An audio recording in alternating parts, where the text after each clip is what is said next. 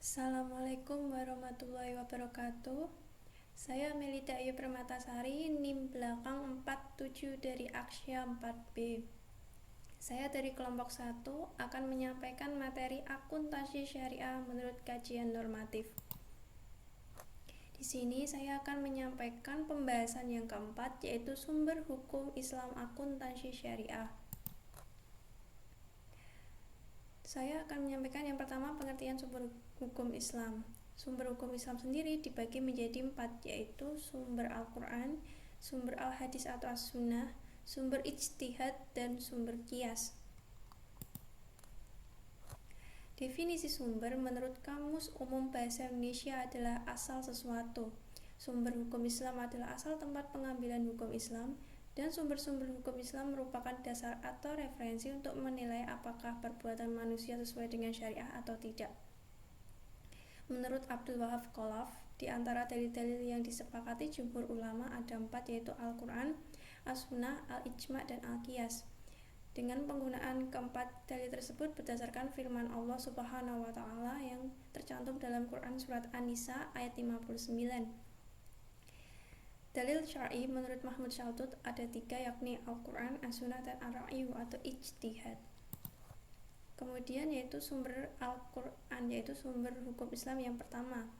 Al-Quran adalah kitab suci yang memuat wahyu atau firman Allah, Tuhan yang Maha Esa, disampaikan melalui malaikat Jibril kepada Nabi Muhammad SAW sebagai Rasulnya selama 22 tahun, 2 bulan, 22 hari. Al-Quran adalah sumber utama hukum Islam yang memuat hukum fundamental mengenai hukum Islam yang memiliki 3 keistimewaan, yaitu yang pertama, mukjizat dan bukti kebenaran. Lalu yang kedua yaitu kekal dan tetap terpelihara, dan yang ketiga yaitu bersifat universal dan tidak sekretarian. Fungsi Al-Quran yaitu yang pertama, Al-Quran sebagai pedoman hidup, yaitu terdapat dalam Quran Surat Al-Jathiyah ayat 20. Lalu yang kedua, Al-Quran sebagai rahmat bagi alam semesta, yaitu tercatat dalam Quran Surat Yunus ayat 57 dan Quran Surat Al-Isra ayat 82. Kemudian Al-Quran sebagai cahaya petunjuk terdapat di dalam Quran Surat Al-Qasas ayat 52 dan Quran Surat Al-Baqarah ayat 185. Lalu Al-Quran sebagai peringatan terdapat dalam Quran Surat Al-Kahf ayat 2. Al-Quran sebagai penerang dan pembeda terdapat dalam Quran Surat Al-Baqarah ayat 185 dan Quran Surat Ali Imran ayat 138. Kemudian yang keenam, Al-Quran sebagai pelajaran terdapat dalam Quran Surat Yunus ayat 57 dan Quran Surat Al-Haqqah ayat 48. Dan yang terakhir, Al-Quran sebagai sumber ilmu terdapat dalam Quran Surat Al-Alaq ayat 1-5.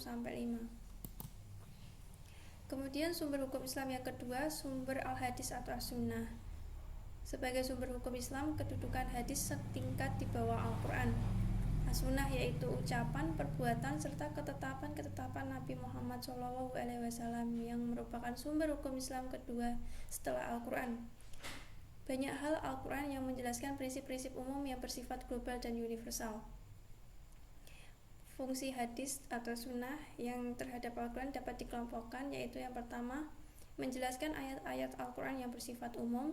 Yang kedua yaitu memperkuat pernyataan yang ada dalam Al-Quran. Yang ketiga yaitu menerangkan maksud dan tujuan ayat. Yang keempat yaitu menetapkan hukum atau aturan yang tidak disebutkan secara zahir dalam Al-Quran. Kemudian sumber hukum Islam yang ketiga yaitu sumber Ijtihad. Ijtihad merupakan sumber hukum Islam ketiga setelah Al-Quran dan As-Sunnah. Ijtihad dilakukan jika suatu permasalahan sudah dicari dalam Al-Quran maupun As-Sunnah, tetapi tidak boleh bertentangan dengan Al-Quran dan As-Sunnah. Memiliki 2 hal prinsip ijtihad bisa digunakan, yaitu yang pertama, hal-hal yang tidak ada nasnya sama sekali. Mujtahid dapat menemukan hukum secara murni dan tidak berbenturan dengan ketentuan nas yang sudah ada, karena memang belum ada nasnya.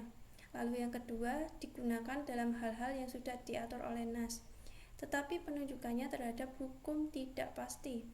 Nas hukum dalam bentuk ini bisa diberikan kemungkinan-kemungkinan pemahaman. Kemudian sumber hukum Islam yang keempat yaitu sumber Qiyas. Qiyas adalah suatu proses penyingkapan kesamaan hukum suatu kasus yang tidak disebutkan dalam suatu dalil baik Al-Quran, di Al-Quran dan As-Sunnah dengan suatu hukum yang disebutkan dalam dalil tersebut karena ada kesamaan dalam alasannya. Proses qiyas itu kasus yang akan dicari hukumnya dengan mencari dalil hukum yang jelas untuk kasus tertentu. Para mujtahid akan mencari alasan yang sama untuk kasus yang akan dicari hukumnya. Qiyas dapat dianggap sebagai sumber hukum jika memenuhi dua syarat berikut, yaitu sepanjang mengacu dan tidak bertentangan dengan Al-Quran dan As-Sunnah. Diperlukan karena dalil-dalil dalam Al-Quran dan As-Sunnah itu universal dan global. Lalu yang kedua, qiyas juga sesuai dengan logika yang sehat. Cukup sekian dari saya, kurang lebihnya mohon maaf. Wassalamualaikum warahmatullahi wabarakatuh.